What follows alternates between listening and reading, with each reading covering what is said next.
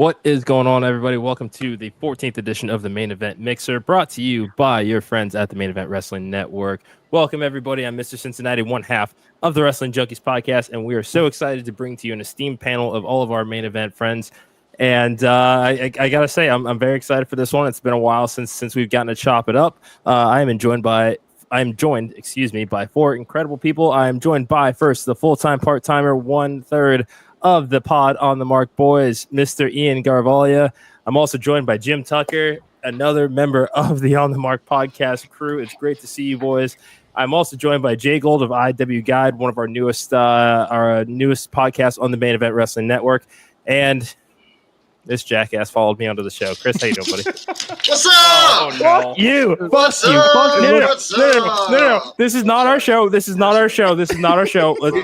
You understand I'm from New York, so none of that Philadelphia stuff flies at all over here. I mean, they flew all over you, but it's fine. I'm a Jets fan. I've already been miserable. My season's been over for months. No, I can't don't Phillies. Don't podcast dad looked like he was podcast dad looking like he was waiting under the ring.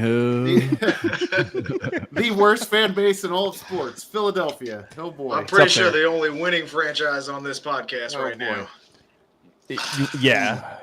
I really, really hate that this is not our stream because I don't get to mute you, and I'm sick of this shit. I just didn't think this was supposed to be the one day that I wasn't supposed to have to deal with this. So, shout out to Kyle Gagliardi in the background. Producer. Yeah, he there. You know, he could be at your beck and call. He could be bribed to run a mute here. So. It's fine. Okay. That's not something I should have to pay for, but yeah. Oh yeah, that's right. Clock is ticking. Podcast that has about 10 minutes. Thank you guys so much for joining us this evening. We're going to talk a little bit of AEW Full Gear, but first we want to say thank you to our sponsors and our friends at Gorilla Press Apparel. Head over to gorillapressapparel.bigcartel.com and use promo code MEM24 for 10% off of your order site-wide. They have got incredible t-shirts, hoodies, 3/4 lengths are fucking badass. If you're a wrestler, promoter, manager, referee, if you're in the industry and you need some merch for those tables on a Friday, Saturday through Thursday, whatever day of the week, if it ends in Y, need some merch for those tables, hit up Will on X at Gorilla Press APP. Thank you again. Make sure also following us at the Main Event Wrestling Network at mainevent_net on all social media platforms. We are on the Tick and the Talk. We're on X, Facebook, Instagram.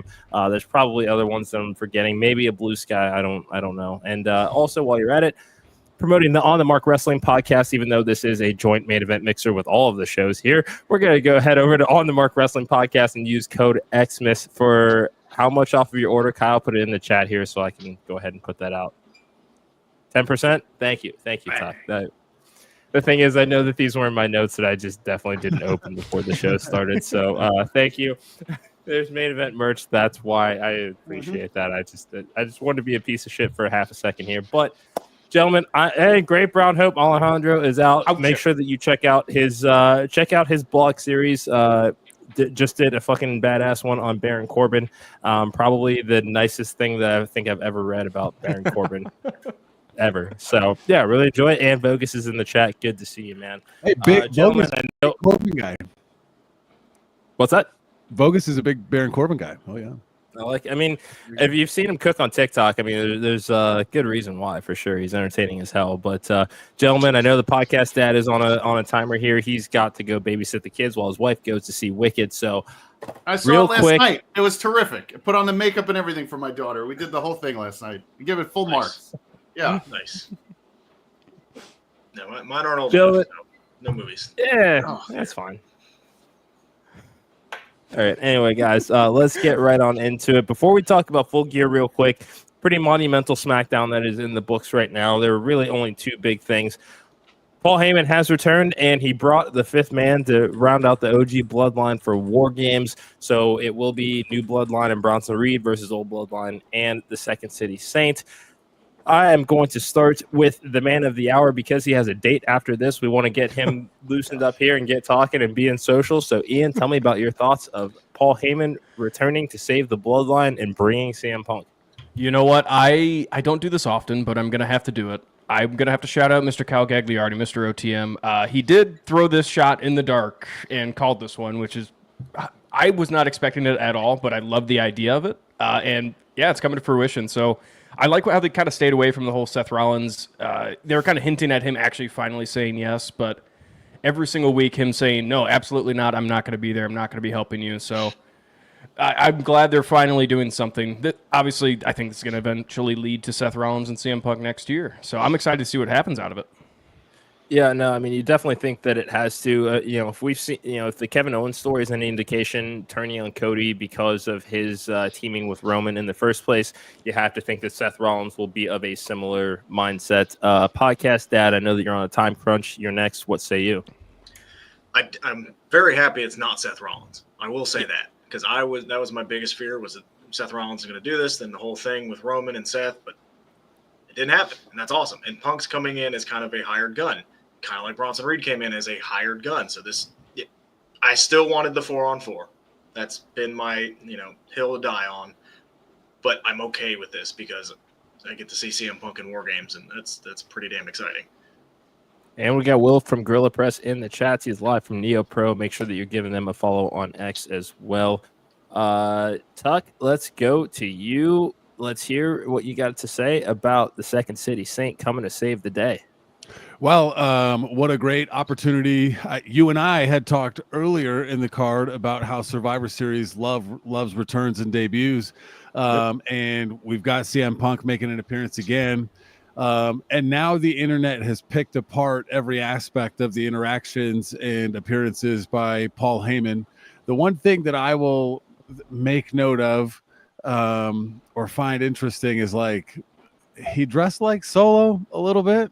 Right, he did to a degree. Yeah. I mean, we're talking the red shirt, the red pocket square, the red Rolex. I mean, if there's one thing that Paul Heyman knows, it's the attention to detail. Yeah. And no, it's going to be interesting. Whether this is a red herring of some sort, whether this is a Trojan horse sort of scenario here. But we're going to save the best for last. JGold, we're going to turn it over to you. Your thoughts on this return last night? Yeah, I honestly, if you're going to lean into everybody is still pissed at Roman for everything he did for the last 2.5 years being in the bloodline. I like that Rollins isn't going to join. I like that you keep hearing from Owens that he's still pissed that you took Roman's side when Roman made my life hell for the last 2 years. Lean into it heavy, and I like that Heyman's going to bring a Heyman guy instead of having to deal with the nonsense of the Rollins Bronson Reed feud again. So it just makes sense, but lean into it. Have everybody, because the bloodline pissed everybody off. So have the bloodline, have everyone just say, look, I'm not helping you. Like after everything, why would I just come back and help you? So it just works out that you bring Punk in. He hasn't been around for years. He didn't have that problem with Roman when he was gone. He could come in and help Heyman, and then you can build off of it. So it makes a lot of sense. Yeah, and we know that. I mean, it's a matter of when, not necessarily if, Punk and Reigns will end up in a ring together. So there is definitely going to be a lot to dissect here. And I mean, again, there are a lot of mixed thoughts on how this bloodline story has expanded over the last, let's just say, 3 or 4 months. Now that there's very clearly 2 warring factions within the same family, and the help that each side has enlisted, and kind of what it means for everybody involved. But I think that there's a lot to look forward to here. But the other big thing that happened last night, Jade Cargill was mysteriously attacked. Know nothing about it. And again, Tuck, I'll, podcast that will go with you first on this because I know that you have to go. Your thoughts on seeing this angle play out, first and foremost. Bianca did it. See, that's exact. But so I had that same thought. Thanks for coming. Yeah. I had that same thought, but at the same time, you can't help but wonder, Bianca's in this tournament to compete for the new Women's United States Championship. So there is still kind of what sense does it make to take herself out of that match? If she's not going to win it and you take Jade out, were you that worried that she was going to win it, that you were so unconfident in what you yourself has done as far as being a WrestleMania main eventer who's made all kinds of history, who's smashed all kinds of glass ceilings? Like, there's still some holes, I think, at least for me anyway, that needs some additional explanation before I can go to, oh yeah, Bianca definitely did it. So, Tuck, I am going to start with you because we talked about this in real time, and just give me your thoughts on seeing this type of spot for the women's division. First off, I hate the way she laid on the car top. I thought it was way too like Family Guy-ish, family cutout or the chalk outline. Yeah, not a fan. But again, I don't know how to fall on cars either. So here's the thing: like you and I talked about the fact that Jade Cargill has not been perfect, but she has not been booked to look weak or vulnerable. And now, again, I still don't know how security cam footage never pops up on these, these crazy side attacks. But CTV when you need it. Yeah. So you could think about Bianca, but they also have this mystery opponent in the triple threat next week that could hint at something as well. And I think they are trying to present because Bianca was in the ring. It wasn't her. I don't know. There's just a lot of intrigue between the end of the show and this Jade Cargill package. And I think it stalls the inevitable feud between Bianca and Jade. I think that's a mechanic in play here. Yeah, no, I agree completely. I think if Bianca is the mystery opponent in this match next week, then something ain't right. There's still more questions and answers as we sit here right now. But JGold, let's turn to you. Your initial reaction to seeing this, because this was a holy shit out of fucking nowhere kind of moment.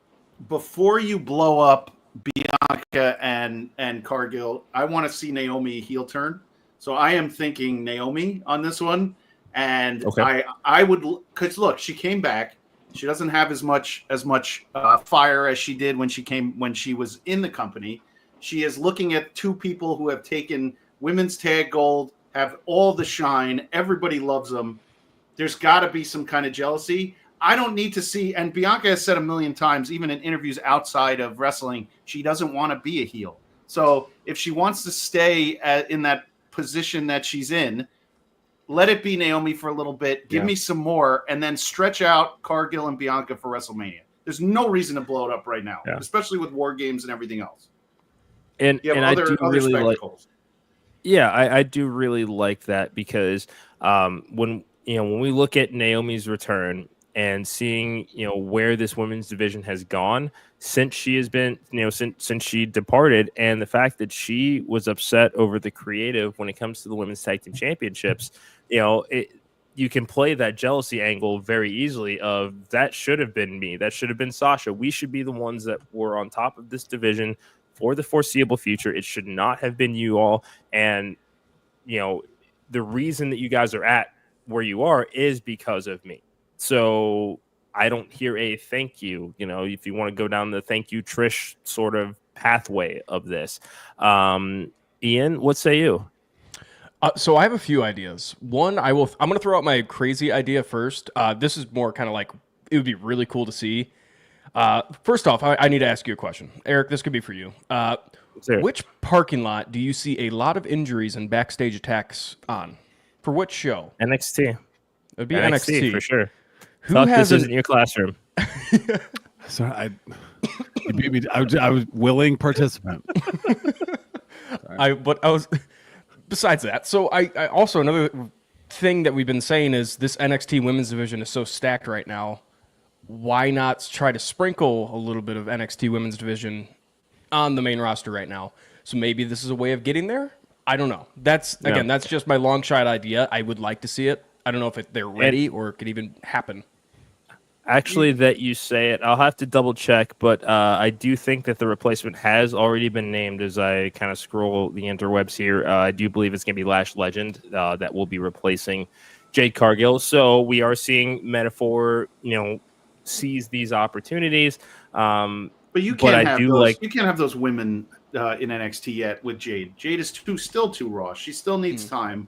You can't put those women who are still building in with Jade because it's not going to look good. And I think they know what they're doing as far as how they've brought Jade along, which is refreshing because they're not throwing her right into the main event. But if you put an NXT woman with her, it's going to look really bad. I wouldn't go that far as with Lash Legend, just because I was not a Lash Legend fan when she first debuted at all. Just very, very green. And that was what NXT 2.0 was just, we're just going to essentially the way that people used to teach their kids to swim. We're just going to throw you in deep end, see if you sink or swim. But Metaphor has leveled up so significantly that, I mean, we're seeing they were the ones that got the opportunity to go over to Saudi Arabia and compete for the Women's Tag Team Championships. Despite how you may feel about the Saudi shows in general, to have an opportunity like that does mean quite a bit. So I'm not worried about Lash necessarily being able to keep up in in this particular environment as far as these triple threat matches, especially when we've seen how well BFAB fucking killed it last weekend. And she's not somebody that wrestles nearly as much as Lash Legend does. I do like this as the idea of a replacement, but the larger story is still going to be, did Bianca do it? We know that she's going to be accused of having done it. Like that's just a given, I feel like. But there are a lot of people that can benefit from being the ones to have laid out the most recent big signing that just screams star potential and passes the airport test. I mean, a lot to enjoy on the road to Survivor Series right now, and we'll certainly be talking about that on our respective shows as the week progresses. But, gentlemen, we are here to talk about AEW Full Gear, the penultimate pay-per-view for AEW this year. There's a lot to go through here, so I'm going to go ahead and get my card pulled up. I believe 0 hour starts at 7? 6:30. Oh, yeah, probably 7 pre-show. They usually do a pre-show before the 0 hour, I believe. That cookie dude is on the pre-show, right? Oh yeah. Yes. All right, we'll get to that. Serving Good a Lord. special guest timekeeper.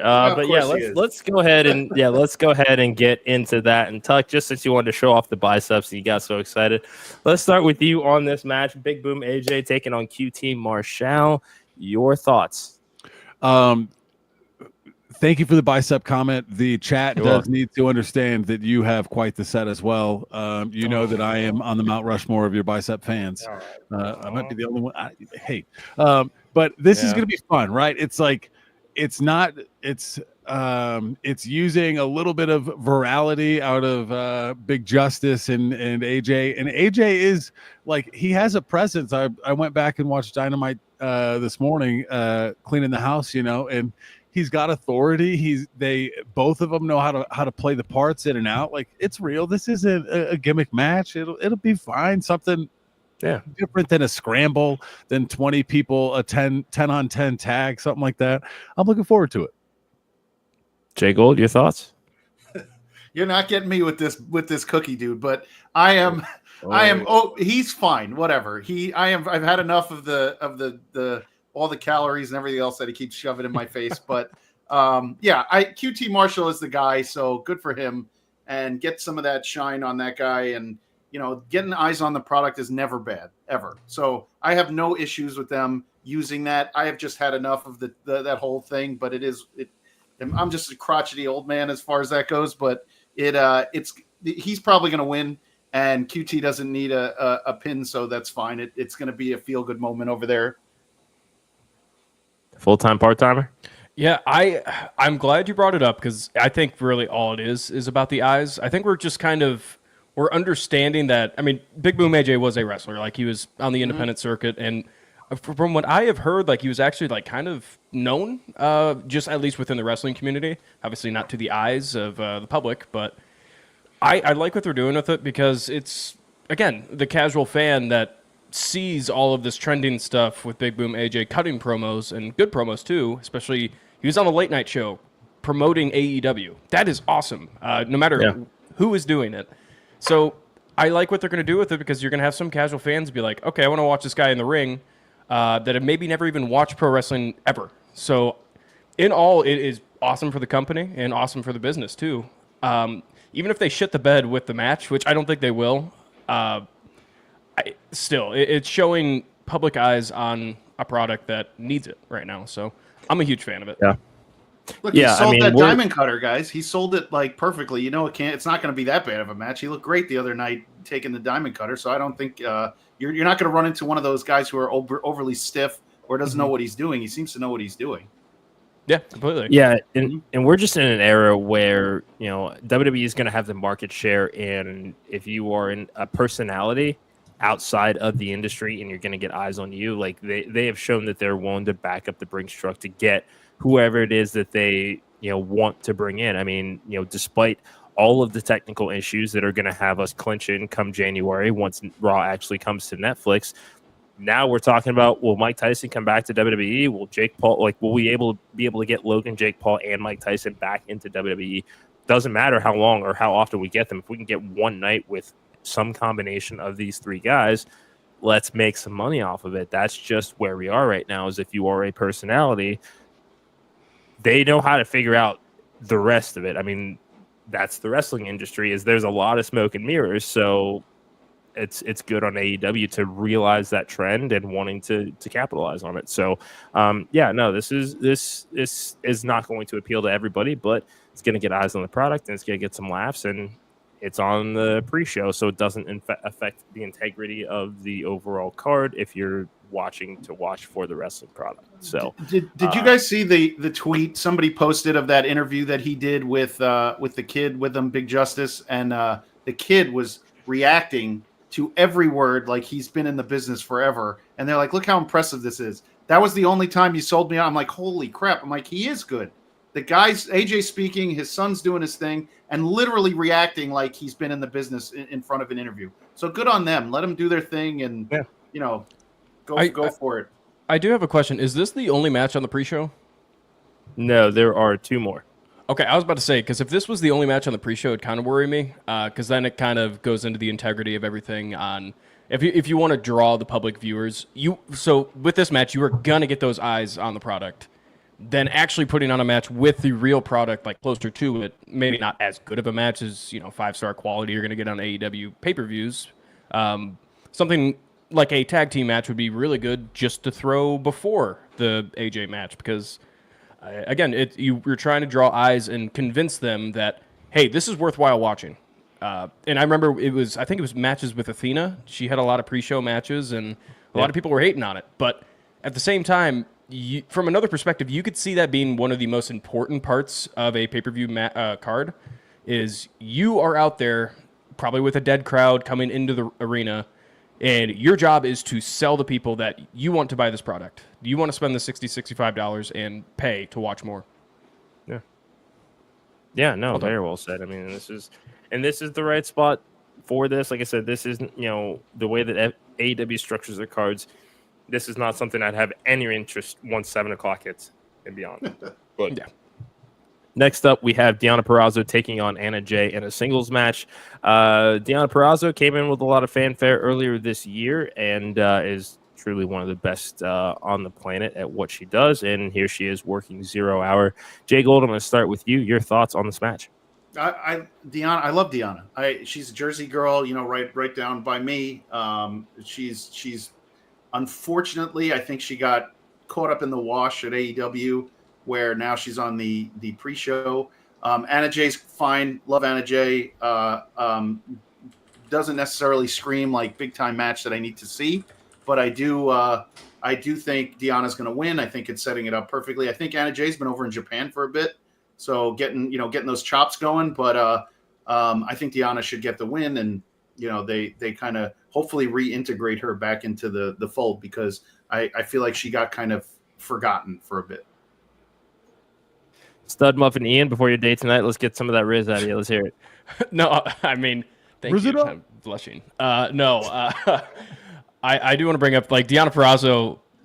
Again, you said it. Like, I mean, honestly, both of these women have been kind of almost forgotten about in the AEW main roster situation, which kind of sucks. But at the same time, it's okay, because especially with Anna Jay, she's really young.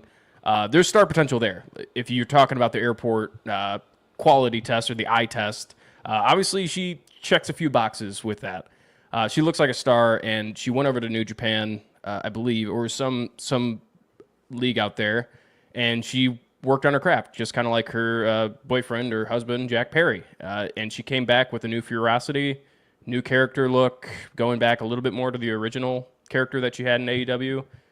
And so matches like this are stuff that let's perfect your craft and see what you could do on the main roster or the main Yeah. card. So I have to ask, does your date know you're a wrestling fan? Oh my gosh. Yes, actually, shockingly. I was All right, we're off to a good start. Yeah, fuck yeah. There we go. Don't be ashamed. I told my wife the first day I met her I liked wrestling. She either take it or leave it. Take it or leave it. You're good. Tuck, let's say you.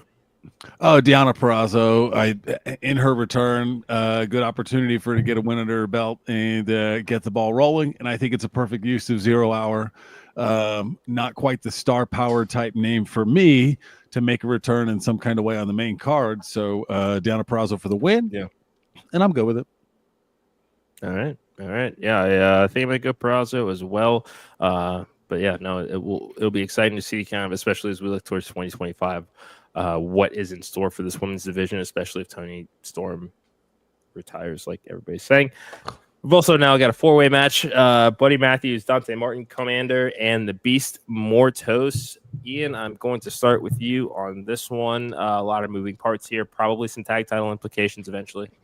Yeah, I mean, obviously these are, like I said before, you need a match like this on your 0 Hour to just go, holy shit, what am I watching on the screen? Because each of these 4 guys are incredible in ring, and they could do some crazy stuff. So I'm very excited for this match because it's going to be fun, which is AEW is pretty good at throwing those matches together last second. I think it's going to have to be Buddy Matthews. I like what they're doing right now because it's kind of, they're growing the House of Black into 3 different categories. If you made either of these guys a singles star, I don't think anybody's batting an eye. I mean, but at the same time, they're great in the ring, all 3 of them. Yeah, I'm excited because this could mean good things for Buddy Matthews on his own, which I think he deserves some kind of run. Yeah, especially because we don't know what's going on with the Malachi Black contract situation. They're at least being proactive and getting Brody and Buddy and Julia other opportunities and stories that they can sink their teeth into.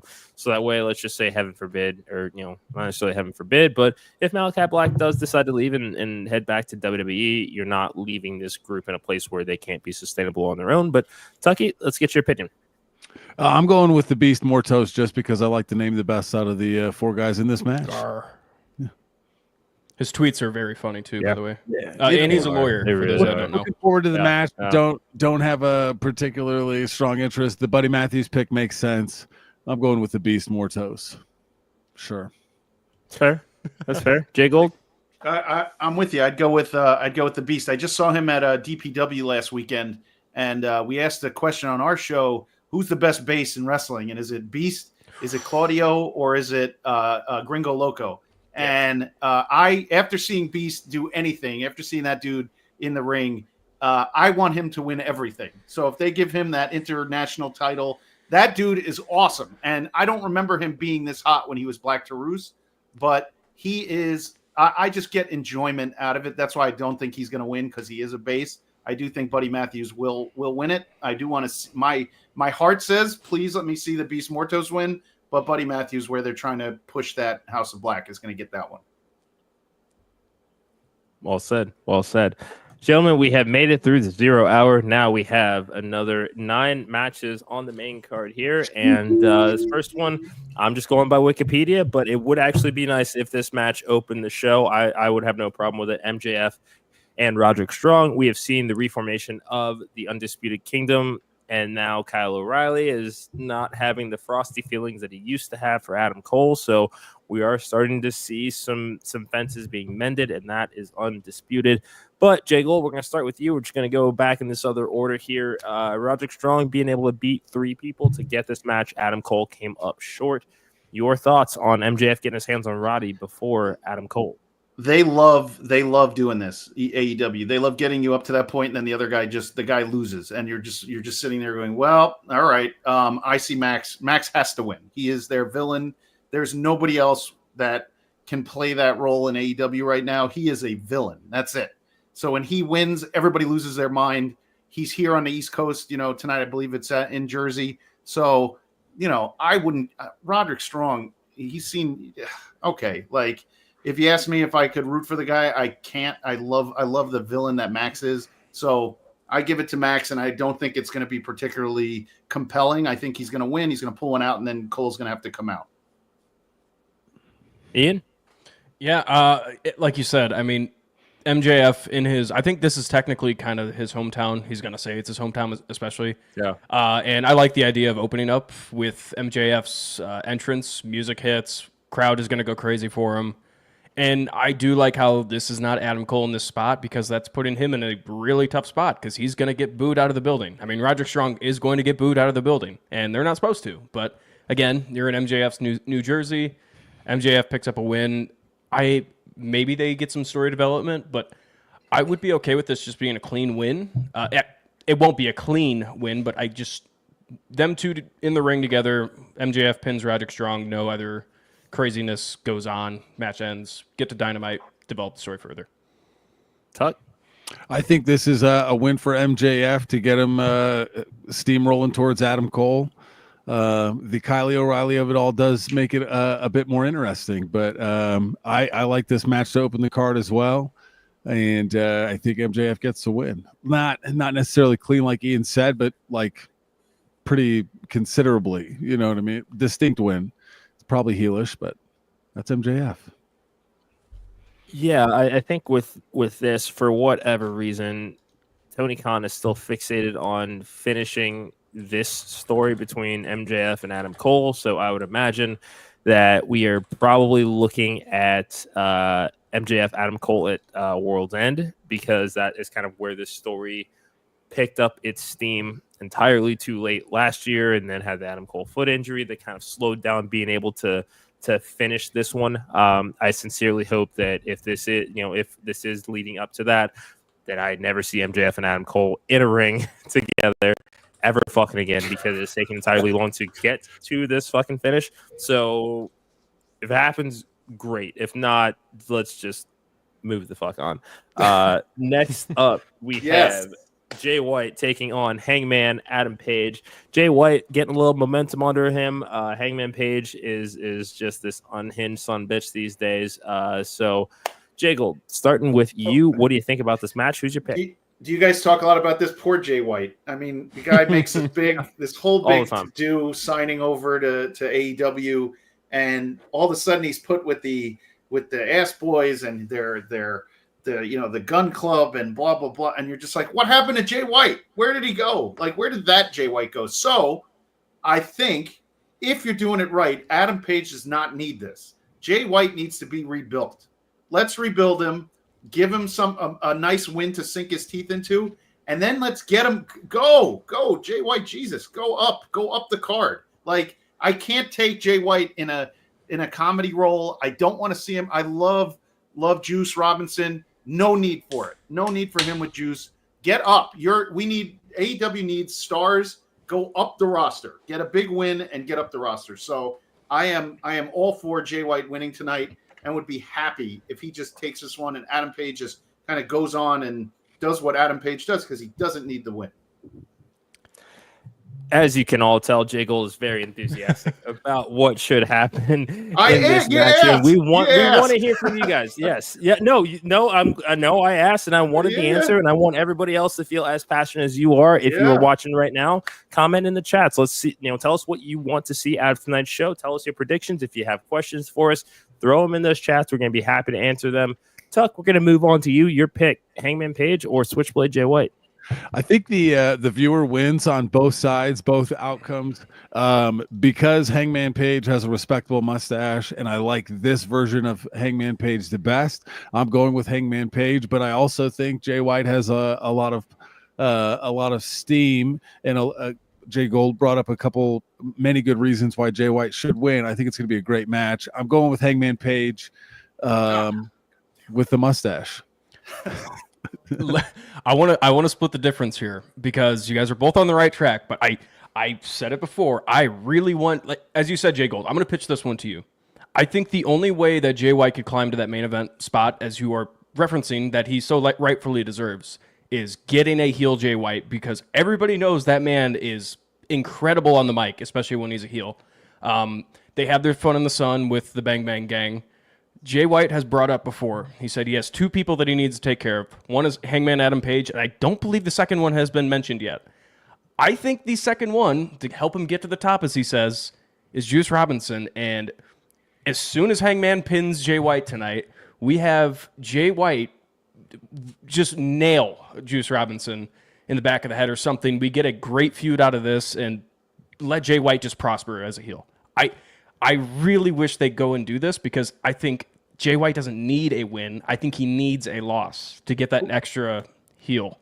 Who does a feud with Juice Robinson benefit? I don't know if it benefits anyone. I think if you're going to put Jay White back up, he's got to distance himself completely. Like, okay, if he does throw an elbow and take out Juice at the end, it's over. Go walk away from them. Like, give me the next feud that means something where he jumps into either the international title or that other title that Okada's got or something. Yeah. Give me something else where he's going to get some gold under his belt in his resume, because if he goes into just think about this. He goes into another singles feud and you're like, well, where is that supposed to take me now? Like, I just feel like they get into that spin cycle at AEW and you're just like, oh, another feud that doesn't push you forward. So unless it's going to push him forward, I don't know if I need a Juice Robinson feud. That's just kind of where my brain goes. Yeah, no, I'm with you on that one. I think that we can consider Jay White probably one of the biggest missed opportunities in AEW right now with the fanfare that he came in, and Okada's the fucking same. These are two guys that defined Japanese wrestling, transformed it, and introduced a very large swath of the American audience to it. We get them to the States. We get them on TV every fucking week. Something that I don't think anybody thought would ever fucking happen. And this is how they're being used. I get that there are only so many spots to go around at the top of the card, but Eric Bischoff was talking about this on 83 Weeks of, Tony Khan should consider taking a step back and installing a booking committee. I mean, and I get it. You're the president, you're the GM, owner, all of that. Good for fucking you. How well is that working out for the Jags right now? Not very.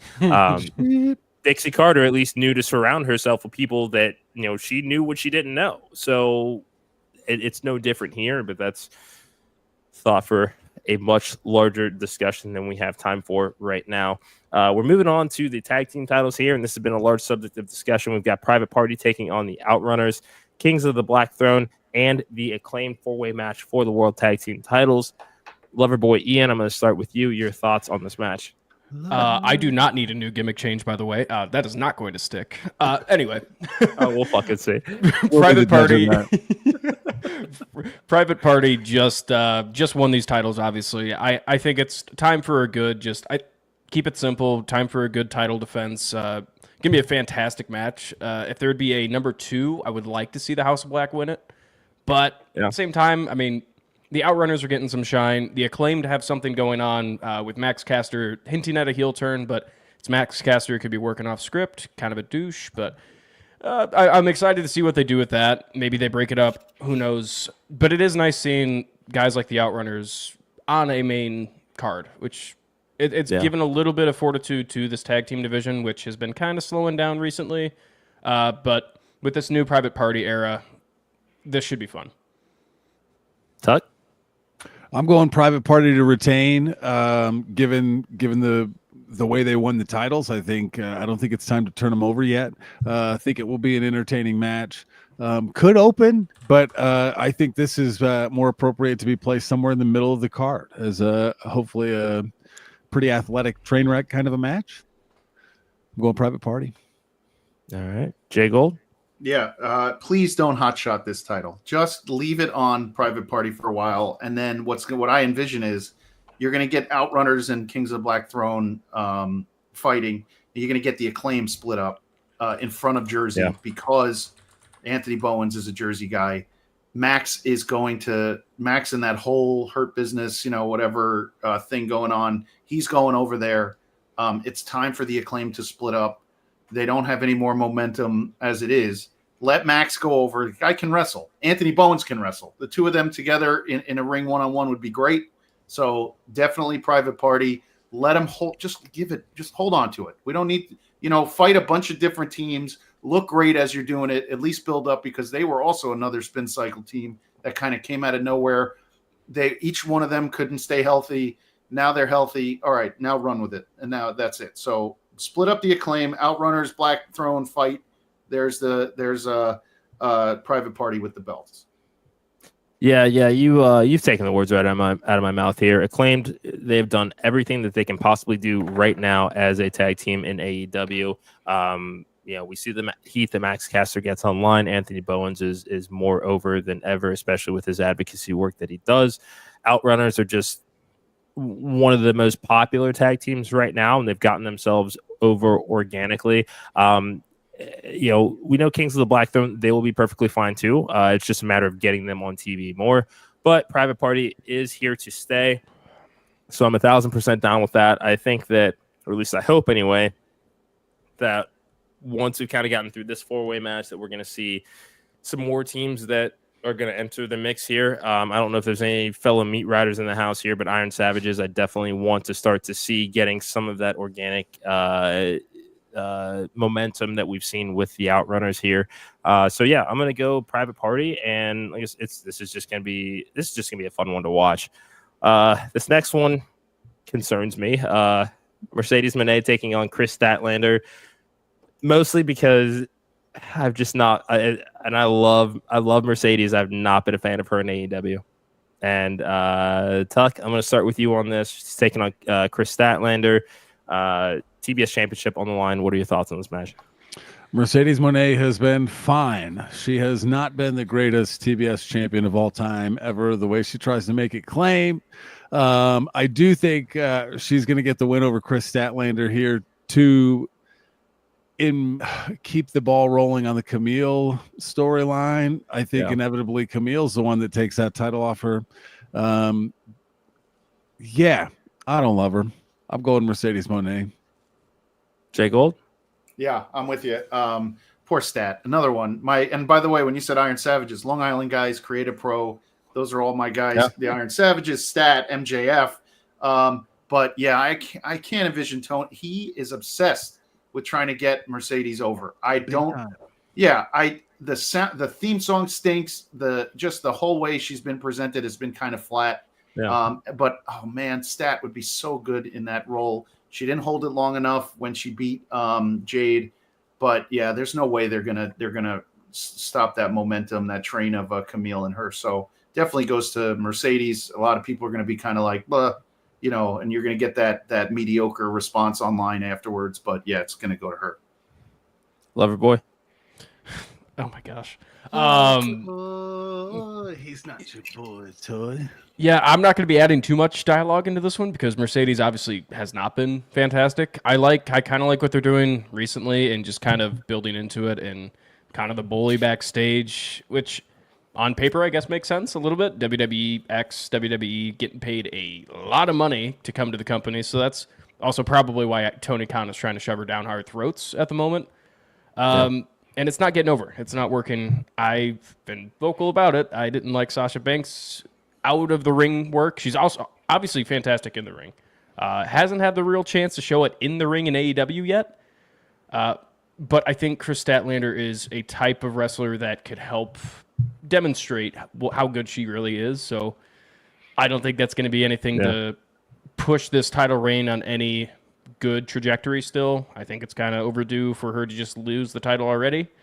And a lot of people are talking crap about Camille's presentation, which I don't necessarily agree. I get it.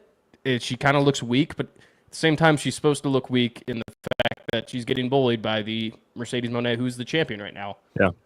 And it's just going to build for that face turn eventually. Yeah, and producer man, if you could bring up, Great Brown Hope's comments. Still have no idea exactly what she's the CEO of. I mean, we didn't know what she was the boss of in WWE, but Sasha Banks is 1,000 times better than Mercedes Moné is. I mean, that's my opinion on it. Well, the boss, you don't want to join us. All right, fine. Fuck you too. I'm gonna walk into school on Monday and just say I'm the principal. Well, the boss works because if the boss is so much less formal. CEO all of a sudden means she is this is way too formal. I don't want to call her CEO.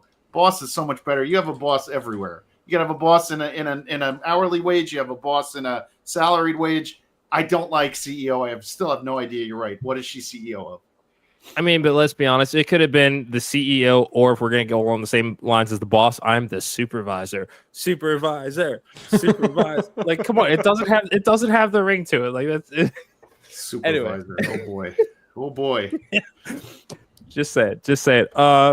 So I'm also going to say Mercedes here. Again, she's getting paid Ospreay levels of money. Like, there's just like this is the foreseeable future here. Well, we're not necessarily bashing AEW. I think color's bright. If you check out all of our shows, and I think it's safe to say for all of us on our networks that we were critical of wrestling in general. It doesn't really matter the promotion itself, but appreciate you checking us out. Hope that you tune in and check out the rest of our shows and get a much more informed opinion. Next up, we've got Swerve Strickland taking on Bobby Lashley if that's my wife, if that's my wife, colors bright. Hey, listen, we're not all WWE fans. Stop it. So anyway, that's so funny. I'll have to tell her. She's probably upstairs writing that. Fine. Yeah, all the fans of OTM know I hate AEW. I cannot stand that company, and I enjoyed bashing them every single week. So thank you for bringing that one up. On the Wrestling Junkies podcast, we say fuck tribalism. So if you want to follow us at Junkies Pods, where we're at Monday through Thursday live at 6:30 p.m., we talk good, the bad, the ugly across pro wrestling in general. If you're here looking to start some more about whether we like one company or the other, miss me with that bullshit. We're not the ones. Next up, we got Swerve Strickland taking on Bobby Lashley. Bobby Lashley making his AEW pay-per-view debut here. The Hurt Syndicate is back. MVP and Shelton Benjamin. So far, we're already off to a great start with how they're being presented, certainly compared to kind of the tail end of their WWE run.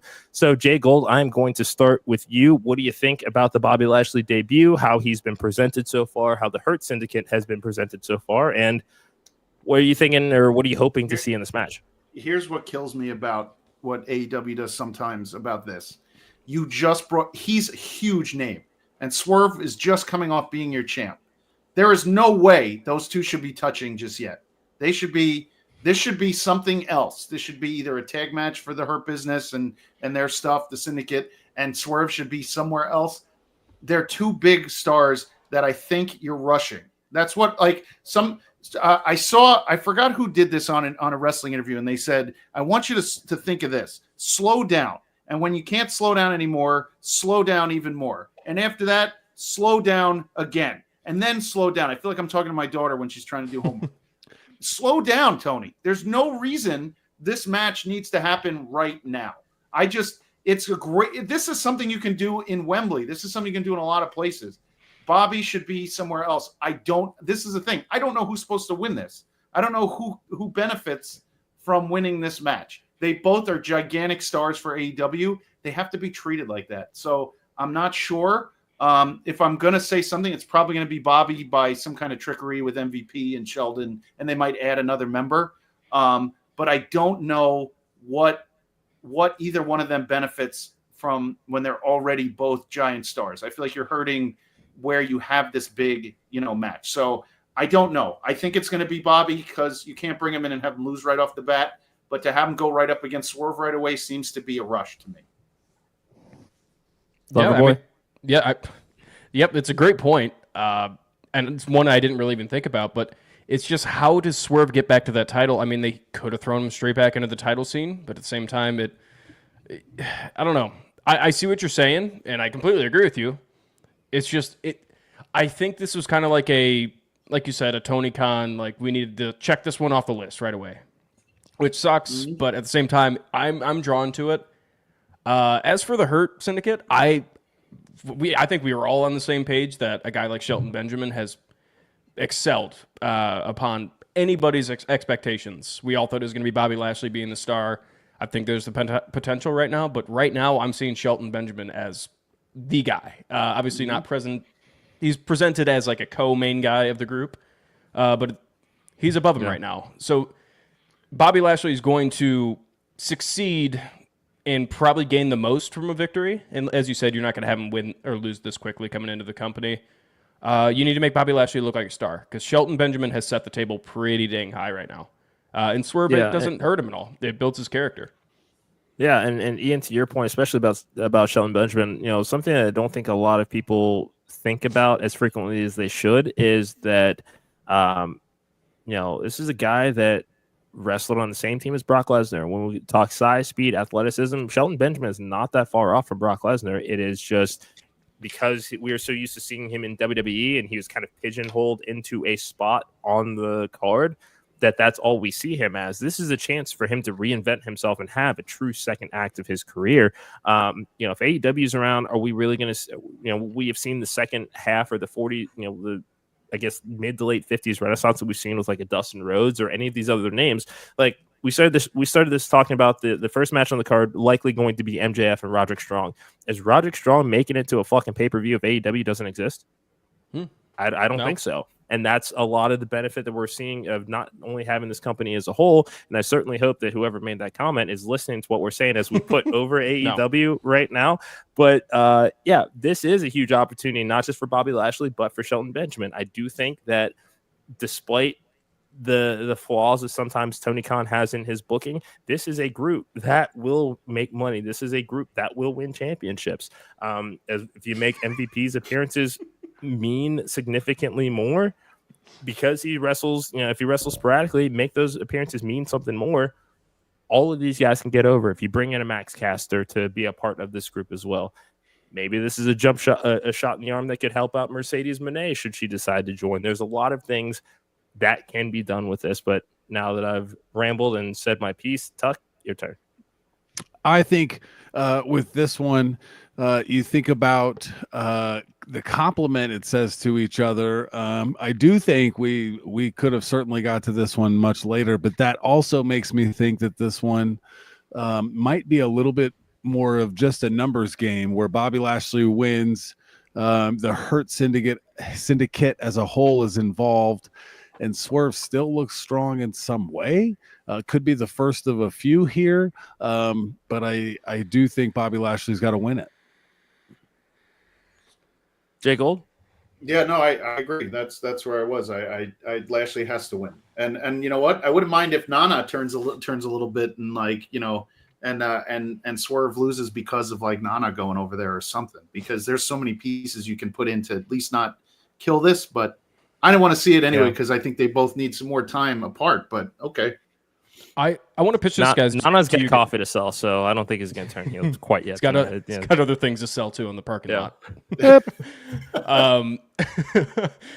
I just want to bring this one up because this is a name that I think, especially with the recent re-signing, it's a name that has a ceiling that could be broken through, and that's a guy like Leo Rush. Obviously, it's the low-hanging fruit. Everybody knows that Lashley, but the dude is really good, and he's showing it. The match with him and Shelton, I thoroughly enjoyed. He played his part very well, and I think he could be a good mouthpiece on top of MVP as well, or just a guy that is a silent, kind of almost like a quick assassin, a part of the group, because they just have two powerhouses right now, which isn't a bad thing, but I think you got to tread lightly with something like that, because if you flip over to the other half of the wrestling landscape right now, some people might say that having two managers in Final Testament might be a little much. And that would be the only other concern that I have is we know MVP can talk, and we know Leo Rush can talk as well, but how much is too much as far as too many cooks in the kitchen when it comes to that managerial valet spot would be my only. The other problem is who's selling tickets. So is it MVP or is it Leo Rush? MVP. So let MVP be your face and let him sell the tickets. And Leo Rush, unfortunately, I don't think has a spot there, but not talking at least. If you want to have him replace kind of like the Cedric Alexander side, where Cedric was like the speed and power and kind of flippy stuff, great. And you want Leo Rush in that role, but I want MVP selling my product. Yeah, that's fair. That's what I was asking, because I don't have to be the manager of it, but taking advantage of that low-hanging fruit of Leo Rush just joining the group in general and being a face that's surrounding the Hurt Syndicate. I think it helps. It's already very high. I like what they're doing already, but I think it just adds a little bit of flavor. Yeah. And gentlemen, we are on to the final third of our card here. But before we get into these final four matches, make sure you're following at @mainevent_net for all things Main Event Wrestling Network on all social media platforms. Give us a follow at Junkies Pod for the Wrestling Junkies Podcast, at Pod on the Mark for the On the Mark Wrestling Podcast, and IW Guide 1. We all do incredibly amazing stuff. We just enjoy talking about wrestling. Doesn't really matter the promotion. Fuck tribalism once again for anybody else that didn't pick up on that memo and how we like to do things. Jack Perry, Daniel Garcia for the TNT Championship. Jack Perry it's been an interesting year and a half, give or take, for the scapegoat, the CM Punk fallout, going to New Japan and kind of reinventing himself. And now he's TNT champion. He created his own version of this belt with his own bare hands. Daniel Garcia finally getting a true championship match push. Tuck, I'm going to start with you on this one. Tell me your thoughts leading into this. I've kind of enjoyed the Jack Perry run, but I also think the Jack Perry run has run its course. I think it's time to put the strap on Daniel Garcia in a great match. On Daniel Garcia's side, I think it's time. I think it's time to get him some gold. So, for no other reason that I want to see Daniel Garcia be the champion, that is my pick. I like it. JGold. Yes, Daniel Garcia. Now, the other reason I have for you is you said the Jack Perry run is kind of like over, but did it ever really get enough of a start? Like, they beat up Tony Khan to become as villainous as possible. Then he started driving around a truck playing off of something that CM Punk called him, who's no longer with the company. Then he made this belt, and he never really became as dastardly as he probably could have, wrestling terms, as evil as he could have. And now you have Daniel Garcia in here they're trying to justify Daniel Garcia resigning or whatever it was, since he didn't have his contract, and whatever. I don't know if they ever got Jack Perry where they wanted him. I don't know if he ever hit the high that they expected with the scapegoat and the bus and the belt. I think it just kind of hit 75% and it never got to 100. So I do think Daniel Garcia should probably win tonight and get that regular belt back, since you're going to be on Max and television now for a while. Get a real belt in there, not that spray, metal nonsense that he made, and kind of move it forward. So, Yeah, before I turn things over to Rico Suave, all I want to say is that scapegoat Jack Perry is still heads and shoulders better than this guy that tried to say that he's banging the hottest insert word here in the place and then awkwardly winked at the fucking camera the first time that they tried to turn him heel. The scapegoat, I agree with you, JGold, that there's so much more that they could have done with him, especially as we look at the presentation of the Elite and kind of what we were hoping to get out of this, especially seeing the Young Bucks take this Succession-esque kind of turn to be, Roman and Kendall Roy, and, Okada, who, again, one of the best wrestlers on the planet, who's been reduced to a comedy act that saw the word bitch once and now thinks it's the coolest fucking thing ever, like he's a fucking 6-year-old. For what they got out of it, I enjoyed it. I enjoyed seeing Jack drive around in the beat up school bus painted black. Loved the vignette that they taped of him making the belt with his own hands. There was a lot more that they could have done. I don't know, just for whatever reason, sometimes stories or factions or collectives just don't work, I think, the way that they intended. We never really got a true closing or follow-up to attacking Tony Khan. I think the only thing that it benefited was he got to wear a neck brace during the NFL draft and garner a little bit of sympathy. But this story has run its course. It's not to say that there isn't anything that can't be done with Jack Perry going forward. I prefer him as a heel now. I don't necessarily want to see him go back to Jungle Boy or anything like that. But I do think that it's time for him to kind of figure out, where this edge can go and see what they can do with it as a babyface. So that's just me. Loverboy, it's all you. I'll play a little bit of devil's advocate here because somebody actually has to like AEW in this chat. I like it. I like it. I'm just giving I'm wearing a fucking feedback. AEW t-shirt and like it. Okay. I like it. It doesn't hurt anybody. It's wrestling. Wrestling's good. We're just giving honest. It's just honest. Yeah. I'm gonna call my burner back into the chat. Colors Bright. You're more than welcome to chime in. But yeah, no, I just want to play a little devil's advocate here with the Elite. I think I may be like the one person I've enjoyed what they did with the Elite. I don't know if it's still going to be going on because you got to think of it. the Elite, that formation, and like you said, it is kind of like on either side of the fence. How you said, JGold, it was that situation with CM Punk. I think they did as best they could with. I mean, with that situation, do you acknowledge it or do you just completely forget about it and try to brush it under the rug? Because I think honestly, they might have picked the lesser of evils, and they made some money off of it, which, again, from a perspective, I could see why that's bad. Obviously, it's somebody in a different company, in your competitor's company, completely understand that. But at the same time, it's hard not to mention it. Showing camera footage of it, pretty shitty. I'm not a huge fan of that. But what That was money fucking did they stupid. make on it, right? What money? Did we see guys like you and me in this chat wearing scapegoat stuff? Do you ever see that crappy title he made sold at the shows? WWE jumps all over that if they're going to lean in. They didn't lean into it enough, and now you're stuck with this Jack Perry in limbo where you're like, hey, did you make us any money? I don't know. Did they really make money with him? Right. I see what you mean. I mean, look at your current tag team champs, Private Party.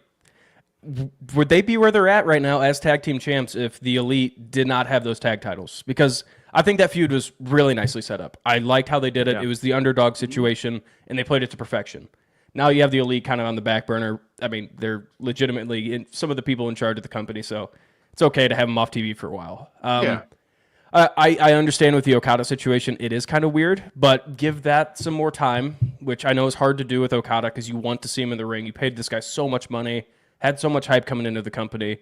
The Jack Perry situation, again, I understand it, but at the same time, it developed him and got him out of that kind of snake hole of the Jungle Boy situation. Like, Jungle Boy character at the time was it was fantastic. But if you were to tell a AEW fan back in 2019, Jungle Boy is going to be a completely dark figure, you would have been like, what? What are you talking about? This guy, he's just a lovable, he's always going to be Jungle Boy. So that situation kind of forced him to break out of that character. So it gave a little bit of life to Jungle Boy's character and his career. So, again, I just wanted to play devil's advocate with the Elite situation because I've enjoyed it. And I'm glad that I'm glad that you did mention that because I mean this is dating back 4 or 5 years. I mean JR even said on Grill and JR eventually he explained here's why I call not just Jungle Boy, I call him Jungle Boy Jack Perry. Eventually he's going to grow up. It works for this moment now. But eventually, he as a person is going to change. He as a character is going to change. So, I may not necessarily. I mean, it's not like I'm going to guarantee that we're calling him Jungle Man or anything like that. But there is a method to the madness of eventually he's going to grow up. And I admire and I applaud them for taking a very crummy situation with CM Punk, and we don't necessarily know the ins and outs of how long Perry was suspended, what that relationship looked like with Tony Khan, or kind of how the decision was made that he's going to go to Japan and test out this new character. But it did do their best to make chicken salad out of chicken shit. I also would not have played that footage because there's nothing you can follow up on. It popped the rating for a week. And again, I mean, unless you are an advertiser, I don't think as fans we need to give two shits about what the ratings actually do because it shouldn't impact our ability to enjoy the product. That's just me. Jungle Man, I love it. Someone has to be Jungle Man from now on. Like there has to be a Jungle Man. I can't live without it now. I just love it. I think JGold found his Halloween costume for next year. You got it. You got it. You Jungle Man. I can stop wearing my Sandman outfit from 1996 and I can become Jungle Man. It'll work. Gentlemen, moving on, we've got Will Ospreay taking on Jungle Man JGold. There's your new got a ring to it. Oh man, do I love that! You two new nicknames christened tonight. I like it. I like it. It's so good. So next up, we've got Will Ospreay taking on Kyle Fletcher, the inevitable split that we have been waiting for ages. I personally think that they have executed this to perfection. You definitely want to slow burn Ospreay leaving the Don Callis family. I have said it on our show. Follow us at Junkies Pod. I see Kyle Fletcher as a future AEW World Champion, and this is a step in that right direction. Even as we're getting ready for our year-end awards, Will Ospreay has a category unto his own here. This is another match that is going to be added to that. Loverboy, I'm starting with you. Your thoughts on this match?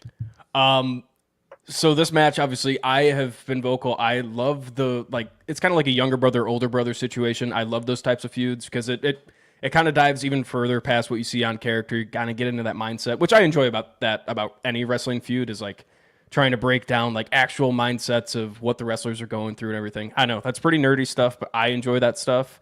The Kyle Fletcher shaving his head on live TV, that hit really hard for me. I know a lot of people gave him a lot of shit because he looks weird with the buzz cut, but he's supposed to. I like it. I'm a fan. Screaming like a psychopath, I am not you. It was very cool to see. I want Kyle Fletcher to win this. It doesn't hurt Will Ospreay, and you kind of almost have to take advantage of this Kyle Fletcher, like new character that he has going on. You can make him into an egomaniac after he beats Will Ospreay. And if it keeps the feud going, it keeps the feud going. It just means we get more Fletcher versus Ospreay matches. Yeah.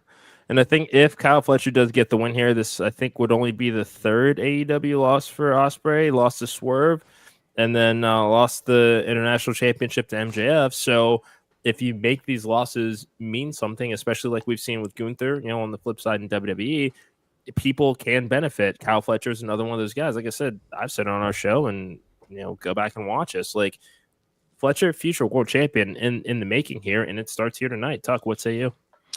Yeah, this one on the Mark Wrestling predictions contest is 75% in favor of Kyle Fletcher, and I am part of that 75%. I think this is a make or break match for Kyle Fletcher, honestly.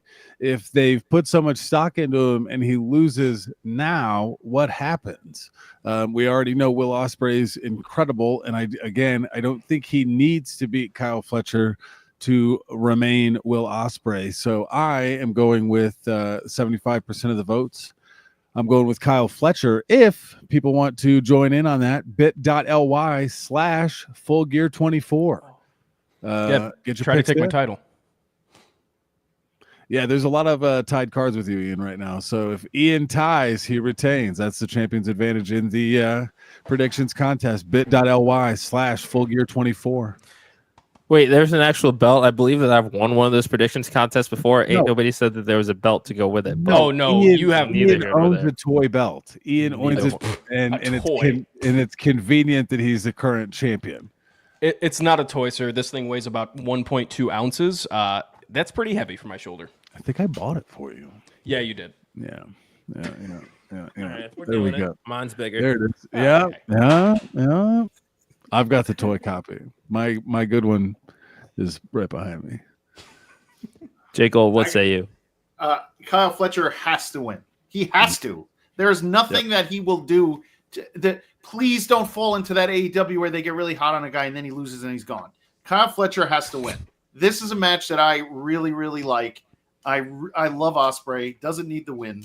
Kyle Fletcher has to win. You want to get new fans. You want to get new talent.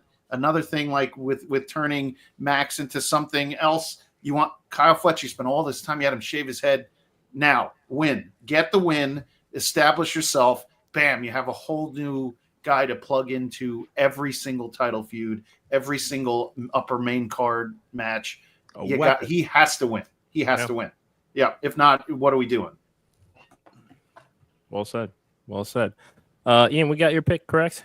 Yeah. Yes, sir. Okay, good. Yeah, Goldfish brand over here. Sorry. I just want to point out too, based on Kyle's comment earlier, he said yours was bigger than mine. I am happy to bring mine. When we meet again next time in person, we can compare sizes in person. Deal? Weird. We really got to work on your phrasing. Anyway. Yeah. I mean, and that's it's awfully flattering, but I am seeing somebody, and he is watching. So next up, we got Skate Takeshita taking on Ricochet for the International Championship here. Takeshita is a guy that, and this just drives the podcast stat up a wall because it seems like it has taken forever for them to finally get him to this point that he's at right now. And it's nice to see he's going to get a great match out of Ricochet. Ricochet is getting to wrestle that indie style that he didn't necessarily get to let loose in WWE as much. So this is going to be equal parts flippy floppy, equal parts strong style. So in the spirit of size comparison here, Ian, you're next. This match is kind of like it was thrown together last second. It kind of does feel like it. They've been showing it on screen, but honestly, it's one of those AEW matches. Like it's gonna be really good. It's getting to that point of the Ricochet AEW run already for me, at least. It's like, why? It doesn't feel right anymore. The presentation doesn't feel right. He should be presented as a $1 million player, in my opinion. He's one of those guys, not as a superhero thing that didn't work in WWE, and it's not working now. So I don't know. I feel weird about it. I would like Ricochet to win that title just to, at least have matches and he could defend the title. That's very basic AEW kind of storytelling, if you could say, and just defending the title nonstop. But at the same time, Takeshita, if he retains, builds him even more. But at the same time, Takeshita is a guy that should be going for the world title. Obviously, that world title is in some situation where he will not be able to do that. But give me Ricochet's new champ. Just for I don't know why. Yeah, as Kyle said, give Ricochet a purpose. Exactly. Yeah, JGold. I'm gonna do the opposite there. I think Takeshita needs to hold on, and I do think it was the beginning of the end for Ricochet when he came out in pants and he put his kick pads under the pants, so it looked ridiculous. Ricochet's supposed to look like a superhero, look like one. He's supposed to fly around. You're supposed to see tone, and his body's supposed to kind of sell itself. When he was Prince Puma, all those things. The problem is Takeshita. See, you're gonna end up doing the same thing that you would do to Kyle Fletcher to Takeshita. If Takeshita loses, what do you do now? If Kyle Fletcher loses, what do you do now? Ricochet is Ricochet. He'll always be Ricochet. If he wants to come back and challenge again, they have him win like 3 in a row, and he's like, I learned my lesson the first time. I'm coming back again. So I think Takeshita, you're going to run the risk of, again, that wash. He's going to get caught up in the wash, and you're going to be like, well, where did he go? So if it was up to me, I would give it to him and have Don Callis somehow get involved and cost Ricochet, and then you'll see Ricochet again in a match like that. But I think it's too early to start that. WWE fell into that hole like in the 2000s when a guy would debut and they would just throw a belt on him. Like Cade and Murdoch, they won the tag titles the first night. Yeah. Carlito won the U.S. title the first night. Mr. Kennedy and the Intercontinental title the first night on Raw. Yeah, right. So you run into that if you're gonna, you don't need to give it to Ricochet. He can lose in some sort of way, and then you can have Takeshita continue on because all that time Takeshita has been built. You're just gonna throw. Where does he go after that? My question is always with these guys: where are they going? Who's comfortable? Are you gonna throw Takeshita in a feud against Moxley? No. Not right now. So what are you supposed to do with him after he loses? He gets caught up in the wash and he just becomes another name. So keep him like that. Ricochet's name is already built. Have Takeshita win. Yeah, and Kyle, if can you put that last comment up just once again? Kyle Fletcher, I'm hoping they don't make him the next Alex Riley. Right now, there just really isn't anything to suggest that that's kind of where they're headed with this. Again, even though Will Ospreay, this is a much bigger match for Kyle Fletcher than it is Will Ospreay. I think everybody knows that. But Kyle Fletcher now has the benefit of being the top dog in the Don Callis family. Having Will Ospreay leaves means that they can also look at other talent that they can bring into that group, because one Will Ospreay leaving means that there are 2 or 3 other names that you can consider as allies or associates of this family down the line that will benefit from that rub of having probably one of the best managers in wrestling right now behind you, and a guy like Kyle Fletcher getting this win, solidifies him as top dog of that group, even with a Takeshita in the fold here, which is going to be really interesting, because eventually that's a story that you can spin off from this that will benefit both people involved here. See, we're critical of AEW, but we don't shit talk them. Tuck, is it your turn already? I forgot that fucking quickly. Yes, I'm going with Takeshita in this one. I agree. I think I don't have much else to add other than what JGold said. I think keep the gold on Takeshita because it keeps him hot, and Ricochet is Ricochet. You know what you're going to get. And at any moment, Ricochet could spring up the card and grab some gold and run with it. And they know what they have with Ricochet. They have to continue to building Takeshita, who just got a ringside exclusive figure that I'm hoping will go on sale sometime soon. Ooh, swanky. I don't want to pay full price. It's expensive. Gentlemen, we are on to our main event. Before we get into our predictions, once again, make sure you're following the Main Event Network at mainevent_net. If you want great live podcasts, blogs, fan art, memes, you name it, we have it. We don't believe in tribalism. I hope that people can see that by now in the last 75 minutes of how we have enjoyed talking about the stories that are going on right now. That doesn't mean that they're fucking perfect. Doesn't mean that we're not allowed to have our thoughts on them, but we're not actively shit talking. And if anybody thinks that we are, there's a lot of grass out there in the world. Let's suggest you go touch it. Gentlemen, make sure you're following at Junkies Pod, at Pod on the Mark, and at IW Guide 1. Again, these are kind of the holy trinity of the podcast of the Main Event Wrestling Network. Check us out live every single week. Incredible group of people that we have working with us. Also, brand new Vicious Rants just dropped this past week. Make sure you're following our friend Tim Vicious as well. Gentlemen, main event time. Jon Moxley taking on Orange Cassidy for the AEW World Championship. This is, I feel like this is, and anybody correct me if I'm wrong, but I feel like this is the one match that it feels like could truly go either way here tonight. We have seen Jon Moxley return and has this new attitude shift and wanting to take over the TBS network, a very unhinged sort of personality that we're seeing more so than we have before.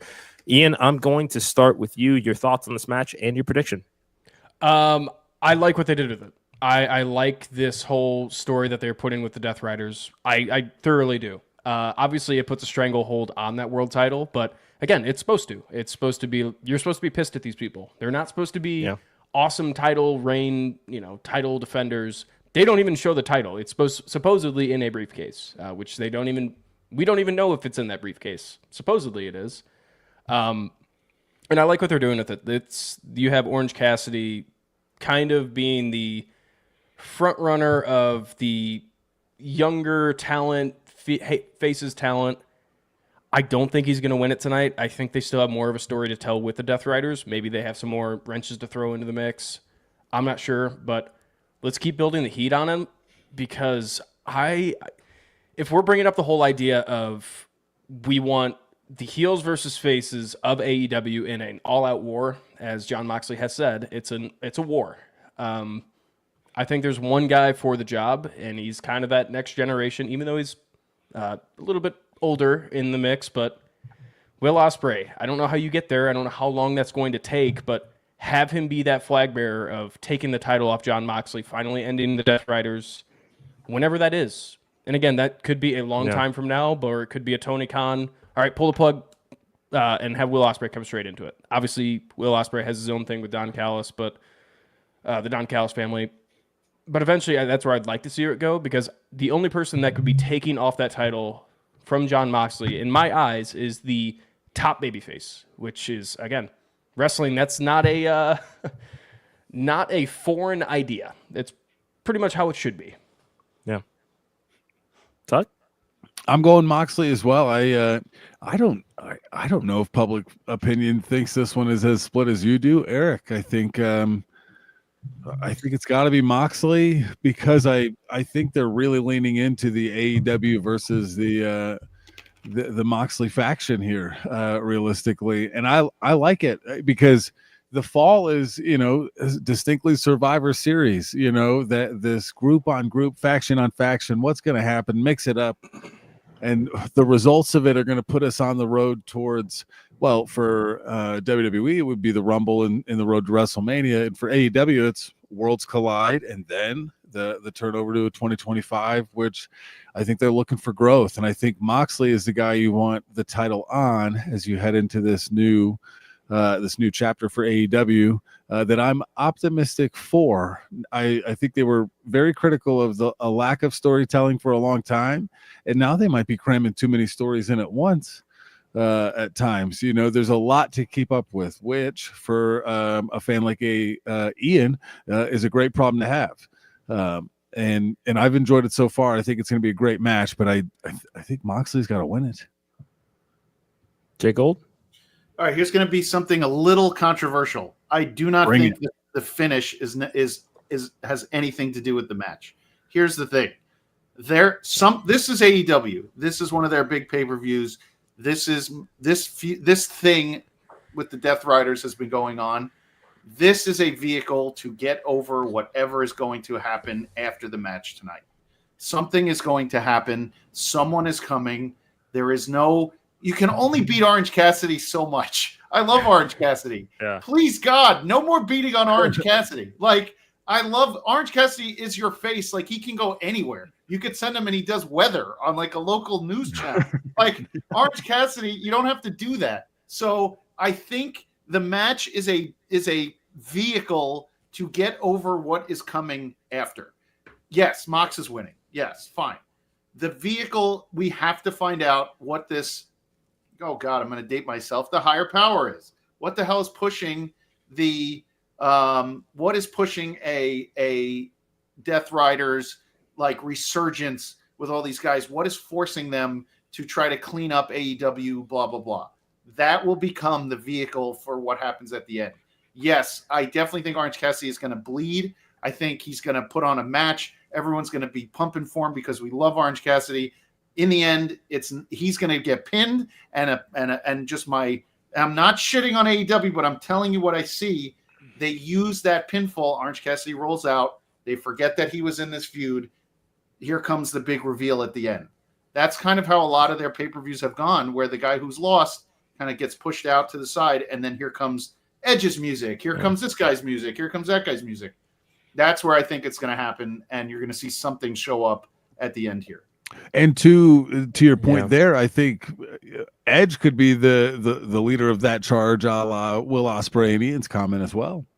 Yeah, I think I brought that up in the last episode of OTM. Absolutely. Mm-hmm. Yeah, because Copeland, again, Eck could be speaking out of turn, but I think his injury timeline, it would kind of make sense for him to at least show his face. Not get in the ring for a little while, but try to gather up the troops, per se, with the faces of the company. Really? That would upset me. I don't get. Unfortunately, Christian is the guy who came out of that team as he's gotten older as the guy. Edge is just not doing it for me. I think there's got to be somebody's pulling the strings for the Death Riders, and if you don't give that payoff to people, they're going to start to lose interest. Yeah. So give me who it is. Yeah. The thing is, and especially as we are still kind of figuring it, because we still don't really know a whole lot about the end game for the Death Riders, what it is that they want out of life and their general, just kind of discernment of the AEW landscape right now. If Shane McMahon does show up tonight, that might make me angry enough to taste and smell colors. And I have no desire to see that. I hope that Orange Cassidy does not become an afterthought in a loss in this match. I mean, again, I don't think it can be ruled out as far as Orange Cassidy winning the title here, just because, 5 years ago when AEW started, there was, all of the thoughts about who the four pillars of AEW were, Jack Perry, MJF, Sammy Guevara. I think people would throw Britt Baker in there sometimes as well. Legitimately right now, outside of MJF, Orange Cassidy is one of those pillars. I mean, when it comes to true workhorses in the company right now, it's Moxley and it's Orange Cassidy. And I think because of how well Orange Cassidy has been protected during the entirety of his AEW run, it cannot be ruled out that he walks out with the world title tonight. My prediction is Jon Moxley, because I think that there is still that next chapter to be told here, but I'm not willing to go so far as to say that this is the last time that Orange Cassidy and Jon Moxley mix it up for the world title. I just think that this feud has gotten too personal and too bloody for this to just be a one-off here. I think that Kyle also put in the other chat here, Darby is another one of those pillars who I will also consider as well. So MJF, Darby, Orange Cassidy, and there's certainly discussion that can be had for the fourth one at a later date. You may get Darby tonight too. You may get him poking he may get involved if the rest of the Death Riders get involved. Yeah. So you may have all those pillars like working together, but I think it's all in the end. It's not going to mean Orange Cassidy win. That's just no. And a lot of we're getting some comments from a certain someone, which his comments are not great quality. But thank you, Shady BTV. We don't care about the ratings. We care about what we see on the television, what we actually enjoy. But thank you for commenting. Anyway, people are talking about Orange Cassidy being a jobber, as Shady BTV says. He's not a jobber. The No, guy no. held that. That's not what I Intercontinental- mean. Yeah, Right, No, yeah, no, absolutely. No, Yeah. we know you don't. Yeah. No, it's. Yeah. I mean, again, one of the he's one of those guys that, especially during his international title reign, was tired, was beat up. There were injuries that were outside of the company's control that they had to go back to him to putting that title on. I don't think, if Moxley hadn't gotten that concussion that Podcast Dad and I were present for in Cincinnati a couple of years, I think it was last year before, Orange Cassidy would have gotten some time off to kind of recharge the batteries. But no, he put that division back on his back and has done a phenomenal job of that since. So, I wouldn't consider Orange Cassidy a jobber by any stretch of the imagination. He is one of the most protected guys on the roster. This is a good opportunity for him, and he will be world champion. I'm not entirely sure that it will be tonight as far as my prediction goes, but it would not surprise me if it did happen. And another thing, too, that is kind of fun to think about is, like we said, it's AEW versus this new faction of the Death Riders. Orange Cassidy kind of feels like the one person in a movie that's like an inevitable, you're probably going to lose this fight, but it's that honorable fight against the worst evil possible. Like in a movie or a film, or in this case, the wrestling ring, Orange Cassidy feels like that guy that's like, I'm going to go fight. I'm probably going to lose, but I'm going to go out there and put my heart on my chest and fight. And that's what it feels like to me as well. Obviously, on paper, Jon Moxley, this new Jon Moxley, is the pinnacle of violence, and he's putting bags over people's heads. Orange Cassidy is not that kind of guy. He's wearing black now, cool. It's just showing that there's a little bit more edge to it. He means business, but we know in the back of our mind he's probably going to get killed. And that's not a bad thing on Orange Cassidy. That just shows how violent the Death Riders are in this new push. They feel inevitable. Yeah. They feel like juggernauts. Yeah. Another good example, Cody did a lot of the same thing during his feud with Brody Lee. As far and Malachi as Black, too. Yes. Yeah. Like it's a change in the character. It's a change in the presentation to reflect, what's going on TV. That's just, again, that attention to detail from a psychological standpoint that makes the product interesting as hell to watch. So, gentlemen, I think that we're in for a fun show tonight. We got a few minutes before 0 hour is about to begin, but thank you to everybody that is watching. Make sure that you follow us at mainevent_net across all social media platforms for all things Main Event Wrestling Network. And thank you to our friends at Gorilla Press Apparel. Head over to gorillapressapparel.bigcartel.com and use promo code MEM24 for 10% off your order site-wide. If you are a wrestler, referee, promoter, you need some merch for those tables on the weekends, hit up Will on X at Gorilla Press APP. He is accepting commissions right now. If you have not been to the site, Gary J's Unsigned and Don't Care t-shirts are flying off of the shelves, so do not miss out on your chance to collab with one of the best wrestling clothing companies in the game today. Make sure you're following all of our podcasts as well, at Junkies Pod, at Pod on the Mark, and at IW Guide 1. Gentlemen, thank you all so much for joining me tonight. Enjoy the show. Be safe. Have fun. Thank you both. Full-time, part-timer. I can't tell. What? Yeah. Just one thing. I just want to give a quick shout out. Yes. So we have a giveaway that is going to be going on for Pod on the Mark. Thank you, everybody, for tuning in, by the way. This is probably the highest viewed main event mixer, so can only go up as well from here. That's JGold numbers right there, baby. JGold debut. That's what happens. Yep. I bring them in by the truckload. Needle mover.